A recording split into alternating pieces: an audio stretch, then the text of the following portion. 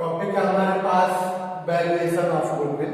Goodwill की बात की जाती है तो नॉर्मली गुडविल को बोला जाता है जो एक्स्ट्रा प्रॉफिट अर्न करते हैं हम नॉर्मल प्रॉफिट से, उस एक्स्ट्रा प्रॉफिट करने की कैपेसिटी को बोला जाता है एज ए गुडविल। और ये पब्लिसिटी के भी आप पर या रिलेशंस के भी आप पर ये इंक्रीज बोली जाती है जिस ऑर्गेनाइजेशंस की बोला जाता है नॉर्मली की ऑर्गेनाइजेशंस की गुडविल बहुत बेस्ट है। बेस्ट होने के पेपर हम यदि इसको जनरली देखा जाए तो 2 पार्ट्स में डिवाइड किया हुआ है। 2 पार्ट्स में डिवाइड करने के लिए फर्स्ट वन नॉर्मली इसके लिए बोला जाता है आपका purchase goodwill. Purchase goodwill. Second one है हमारे पास generated goodwill. Generated goodwill. Generated goodwill. Purchase goodwill को इस तरीके से एक्सप्लेन करेंगे कि एक ऑर्गेनाइजेशन जैसे कि सपोज दैट हमारे पास ए है, ए अपनी बिजनेसेस को बी को सेल आउट करना चाहता है। इसकी यदि हम वैल्यूएशन देखें, इसकी कॉस्ट प्राइसेस देखें तो वो है आपकी 10 लाख। 10 लाख। और नॉर्मली बी के लिए जो देने के लिए सेल आउट करने के लिए जो एग्री होता है वो होता है 12 लाख। 12 लाख। ये जो 2 लाख एक्सेस अमाउंट है जो उसकी परचेज कंसिडरेशन से एक्सेस जो उसकी कॉस्ट प्राइसेस है उससे एक्सेस वाला जो अमाउंट है वो हमारे पास 2 लाख है। और ये 2 लाख हमारे पास नॉर्मली बोली जाती है एज ए गुडविल। क्या बोली जाएगी? ये गुडविल बोली जाएगी। ठीक है। ये जो 2 लाख रुपए की गुडविल है इसको हम बैलेंस शीट में शो ऑफ करके चलेंगे। जबकि सेल्फ जनरेटेड गुडविल या जनरेटेड गुडविल के लिए नॉर्मली बोला जाता है कि हमारे व्यवहार से, हमारे प्रोडक्ट के उससे, इसके पेपर हमने खुद कुछ टाइम पीरियड पास आउट किया होता है बिजनेसेस में, तो उससे जो जनरेट होती है उसे सेल्फ जनरेटेड गुडविल बोला जाता है। क्या बोला जाता है? Self generated goodwill. यदि हम गुडविल की बात करके चले तो गुडविल नॉर्मली तो बोला जाता है एक ब्रांड वैल्यू बोली जाती है। ब्रांड वैल्यू जिसके लिए बोला जाता है इसको हम नॉर्मली जो बोला जाएगा वो 3 पार्ट्स में वो बोला जाएगा। एक है हमारे पास रैट, एक है हमारे पास डॉग और थर्ड वन है हमारे पास कैट। नॉर्मली यदि हम बात करके चले तो रैट के पेपर यदि बात की जाती है तो वो एम्प्लॉय या वो कस्टमर, सॉरी एम्प्लॉय नहीं कस्टमर, वो कस्टमर जो फायदे के लिए जगह जगह अपने माल को परचेज करते हैं, उन्हें जहां फायदा नजर आता है सिर्फ एंड सिर्फ वो ऐसे पूरी मार्केट को ऑब्जर्व करने के बाद ही परचेज करते हैं। वे कैंडिडेट जो किसी भी बिजनेस से सेटिस्फाई नहीं होते उनको रैट के लिए बोला जाता है। जब ये आगे बढ़ते हैं तो एक डॉग वाली कंडीशंस में ट्रांसफर होते हैं। डॉग वाली कंडीशंस क्या होती है कि वो अपने मालिक का नाम पीछा नहीं छोड़ता, या ये मान के चले कि उसकी जो कंडीशंस होती है जैसे हमारे पास आपका रिलायंस हो गया, ठीक है, टाटा हो गया, या ये मान के चलो आप किसी भी, और हम सोनी की बात करें, इनके खुद के अपने इतने ब्रांड इतने बेस्ट हैं कि इनके नाम से लोग इनको जानते हैं। इनकी खुद की अपनी एक बैंड बनी हुई है। अब डॉग मालिक के साथ रहता है। अब ये मालिक के साथ होकर के आगे भी जब फॉरवर्ड होते हैं तो ये कैट वाली कंडीशन में होते हैं। कैट वाली कंडीशन से मतलब सिर्फ और सिर्फ इतना बोला जाता है नॉर्मली कि भाई मालिक कोई भी हो, हमें ये ब्रांड चाहिए, इस ब्रांड के पेपर नंबर माल को परचेज करेंगे। पहले से थिंकिंग बनी हुई है कि इस ब्रांड का माल परचेज करना है या इस ब्रांड का प्रोडक्ट को परचेज किया जाएगा। ठीक है। इस प्रोडक्ट के पेपर अब हम जो बात करके चलते हैं कि वैल्यूएशंस की बात की जाती है नॉर्मली। इसकी रिक्वायरमेंट क्यों होती है?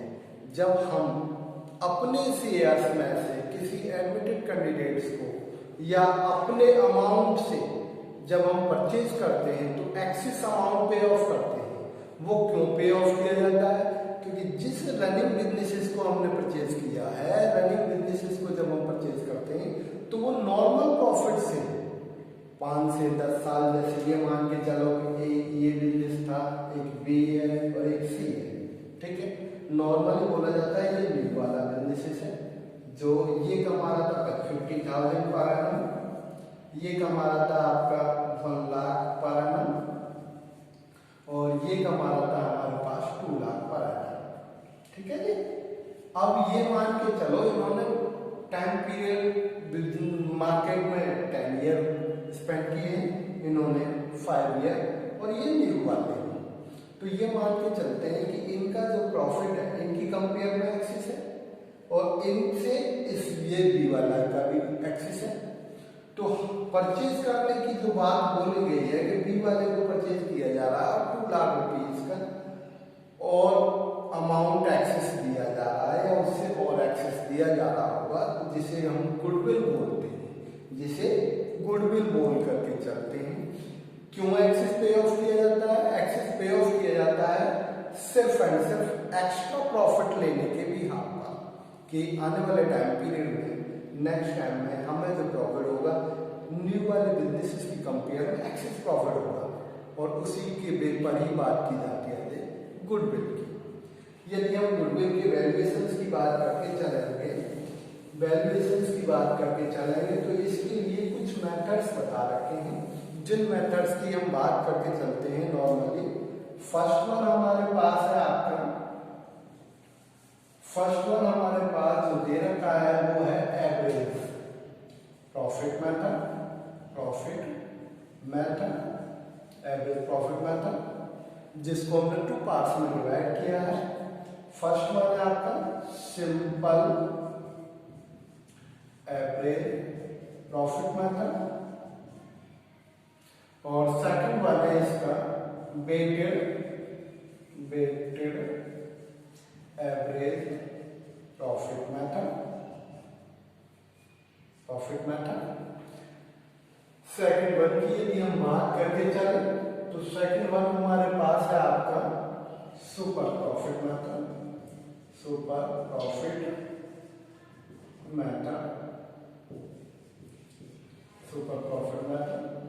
नेक्स्ट वन है हमारे जो सिलेबस में है वो है आपका कैपिटलाइजेशन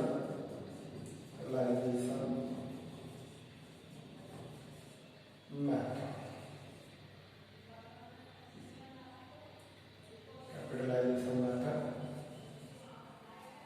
कैपिटलाइजेशन को भी 2 पार्ट्स में डिवाइड किया हुआ है। फर्स्ट वन है हमारे पास average by the average profit method, और by the super profit method. इसको भी 2 तरीके से कैलकुलेट किया जाता है। First one average profit method से, और दूसरा आपका सुपर प्रॉफिट मेथड से। यदि हम बात करके चले सिंपल एवरेज प्रॉफिट मेथड्स की यदि बात की जाती है तो नॉर्मली गुडविल फाइंड आउट की जाएगी। Goodwill is equal to average profit into number of year purchase,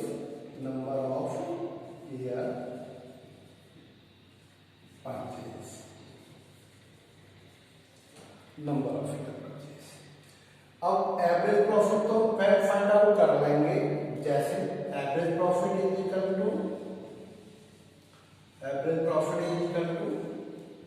total profits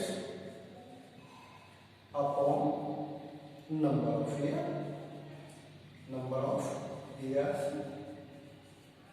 यहां से कैलकुलेट हो गया।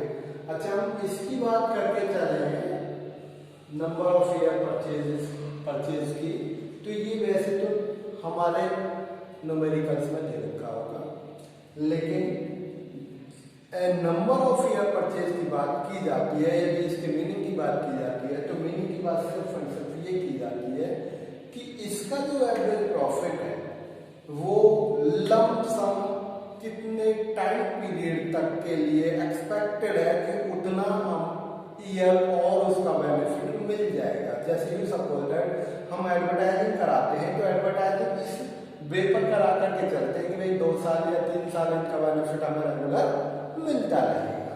ठीक है, कम ज्यादा हो जाएगा वो एक अलग बात है। वैसे एक्सपेक्टेड बोला जाता है कि इतने टाइम पीरियड तक इसका वो हमें बेनिफिट मिलता रहेगा, तो उसे बोला जाता है नंबर ऑफ ईयर परचेज। ठीक है, नेक्स्ट बार हम बात करके चलते हैं आपकी वेटेड एवरेज प्रॉफिट्स। किसकी?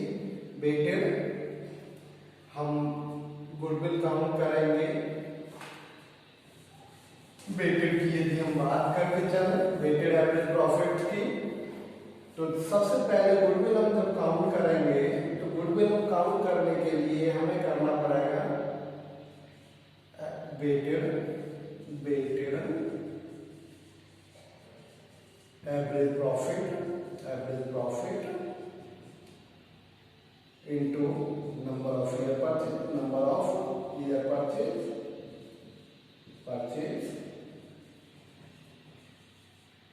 Number of year purchase. ठीक है जी, number of year purchase calculate कर लेंगे। वेटेड एवरेज प्रॉफिट कैलकुलेट करने की यदि बात की जाती है तो वेटेड एवरेज प्रॉफिट, इसके लिए हमें जो करना रहेगा टोटल ऑफ वेटेड प्रॉफिट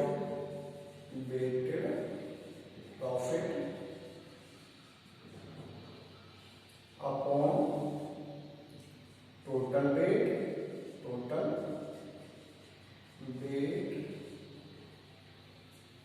अब ये जो वेट है ये प्रोवाइड करा दिया जाता है कि किसी ईयर के लिए कितना है, किसी ईयर के लिए कितना है, उससे उसमें और मल्टीप्लाई कर देने के बाद जो भी उसका टोटल होगा टोटल ऑफ वेटेड प्रॉफिट बोला जाएगा उसे। ठीक है, टोटल वेट है, वेट का टोटल कर लिया जाएगा तो उसे डिवाइड करने के बाद जो कैलकुलेट हो जाएगा वो वेटेड एवरेज प्रॉफिट निकल के आ जाएगा। नेक्स्ट हम बात करके चलते हैं आपकी सुपर प्रॉफिट्स की। नेक्स्ट बात करके चलते हैं सुपर प्रॉफिट्स की। सुपर प्रॉफिट्स की यदि हम बात करके चलते हैं, goodwill is equal to super profit into number of year purchase का मैं बता चुका हूँ आपको क्या करना है, वो ऑलरेडी दे रखी है, सिर्फ मल्टीप्लाई करना। सुपर प्रॉफिट कैलकुलेट करने की यदि बात बोली जाती है तो नॉर्मली बोला जाता है कि नॉर्मल प्रॉफिट से एक्सिस प्रॉफिट जितना भी होता है, नॉर्मल प्रॉफिट से एक्सिस प्रॉफिट जितना भी होगा उसे सुपर प्रॉफिट बोला जाता है। ठीक है, एक्सिस अर्न करने की कैपेसिटी को, नॉर्मल से एक्सिस अर्न करने की कैपेसिटी को सुपर प्रॉफिट बोला जाएगा। तो super profit is equal to super profit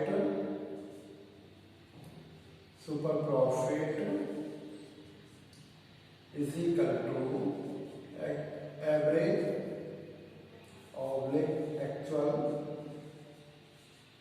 profit minus normal profit.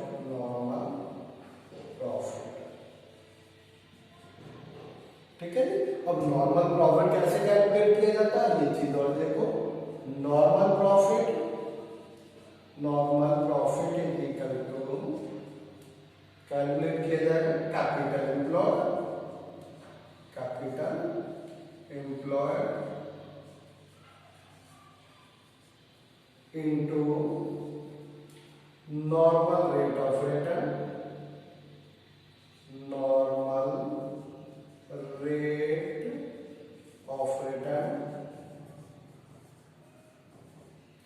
Upon 100। ये कैलकुलेट कर लिया जाएगा नॉर्मल रेट ऑफ रिटर्न, आपका दे रखा होगा पर हम कैलकुलेट कर लेंगे अपनी नॉर्मल प्रॉफिट। अब कैपिटल एम्प्लॉयड क्या चीज होती है? ये कैपिटल एम्प्लॉयड नॉर्मली तो बोला जाता है कि कितना अमाउंट कैंडिडेट्स ने या इन्वेस्टर्स ने इन्वेस्ट कर रखा है बिजनेस में, उसके लिए बोला जाता है आपका as capital employed. Capital employed को दोनों तरीके से कैलकुलेट किया जाता है। एक तो होता है हमारे पास एसेट की साइड से और एक होता है लायबिलिटीज की साइड से। यदि हम कैपिटल एम्प्लॉयड को कैलकुलेट करने की बात बोली जाती है तो हमारे पास लायबिलिटी साइड की यदि बात की जाए, लायबिलिटी साइड से यदि हम कैलकुलेट करने लगे तो हमारे पास बोला जाएगा कैपिटल जितने की भी है, चाहे वो शेयर कैपिटल है, शेयर में प्रेफरेंस वो जो भी है, प्लस रिजर्व को जितने भी रिजर्व्स हैं उनको हम प्लस कर देते हैं, रिजर्व्स को प्लस कर दिया जाता है, ठीक है। और नॉन ट्रेड, यदि नॉन ट्रेड इन्वेस्टमेंट है, नॉन ट्रेड इन्वेस्टमेंट यदि और दे रखा है तो उसको भी माइनस कर दिया जाएगा। यदि गुडविल पहले से दे रखी है, गुडविल यदि दे रखी है बुक्स में पहले से, तो माइनस कर दी जाती है गुडविल, जिसे एक्सिस्टिंग गुडविल बोला जाएगा। एक्सिस्टिंग गुडविल यदि दे रखी है तो उसको और माइनस कर दिया जाता है। लायबिलिटी साइड से कैलकुलेट हो जाएगी हमारे पास एज ए कैपिटल एम्प्लॉयड, ठीक है। कैपिटल एम्प्लॉयड कैलकुलेट हो जाने के बाद एसेट्स की तरफ से यदि हम कैलकुलेट करना चाहते हैं तो एसेट्स की तरफ से कैलकुलेट करेंगे। आपका नीचे जा रहा है, थोड़ा सा मैं ऊपर लिख देता हूं इसे, कैपिटल एम्प्लॉयड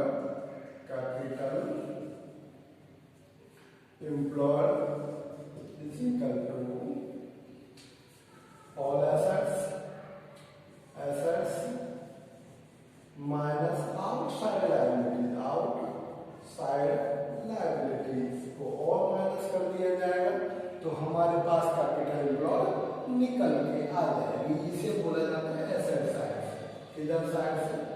एसेट्स साइड से, ठीक है। दोनों तरफ से हो गई हमारे पास। नॉर्मली बोला जाता है कि एसेट साइड से निकालेंगे तो टोटल एसेट्स में से वही आउटसाइड लायबिलिटी जिसका आइटम यहाँ पे ऑफ करना है उसको आउटसाइड लायबिलिटी बोला जाता है, उसको माइनस कर दिया जाता है सारी एसेट्स में से, तो निकल के आ जाती है हमारे पास एज ए कैपिटल एम्प्लॉयड।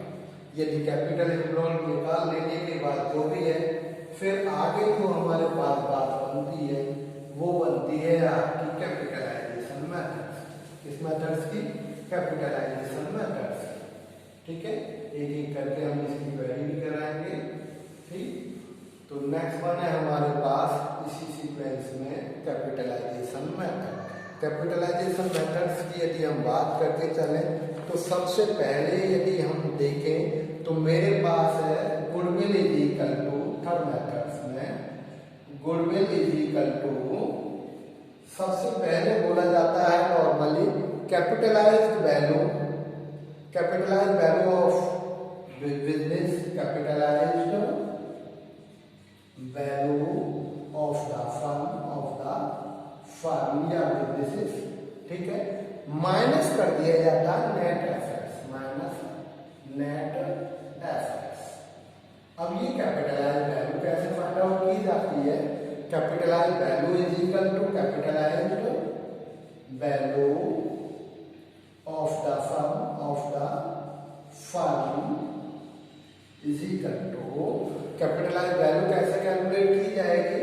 सबसे पहले एवरेज प्रॉफिट, फिर आपके पास into 100 upon normal rate of return, जिसे अभी हमने यूज किया था। आपका नॉर्मल प्रॉफिट कैलकुलेट किया था हमने, नॉर्मल प्रॉफिट्स के लिए हमने कैलकुलेट किया था, उसमें पहले से दे रखा होगा नॉर्मल रेट ऑफ रिटर्न, ठीक है। नॉर्मल प्रॉफिट कैलकुलेट करने के लिए तो ये निकल के आ जाती है हमारे पास। एवरेज प्रॉफिट का हमने इसमें यूज किया है, ठीक है। यदि हम नेट एसेट्स की बात करके चले, किसकी बात करके चले, नेट एसेट्स की, नेट एसेट्स नॉर्मली जो बोला जाता है वो ये बोला जाता है all assets minus outside liabilities, ठीक है।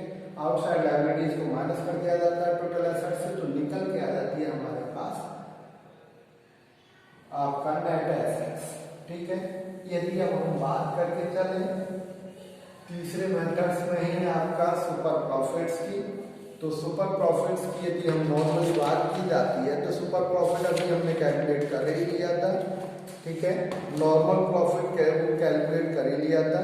तो इसमें जो हमारे पास है आपका goodwill is equal to super profit